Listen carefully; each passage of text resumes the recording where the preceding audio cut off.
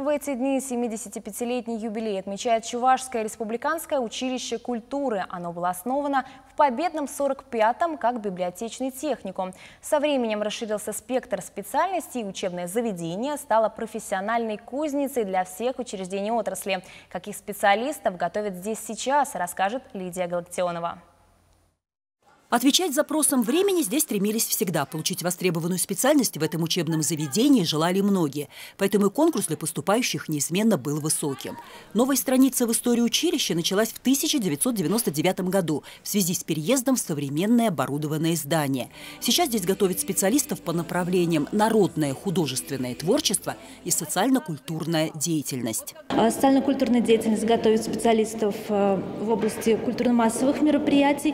И есть у нас этнохудожественное творчество. Это очень разноплановая специальность, она достаточно сложная, но она очень интересная, потому что здесь обучают как музыке, как театральному искусству, также и хореографии. Традиционно большой конкурс на хореографию. Каждой девушке хочется быть пластичной, грациозной и держать осанку в любой ситуации. Этому их учит отдавшая своему делу около 60 лет заслуженный работник культуры России Людмила Нянина.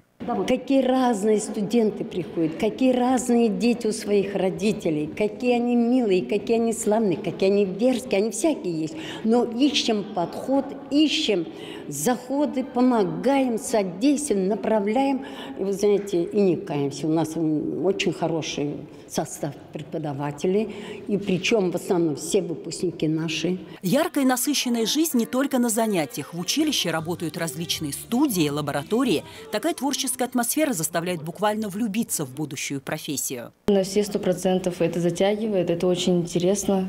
Все с очень большим интересом подходят к этим заданиям. Со дня основания путевку в жизнь здесь получили более 7 тысяч выпускников.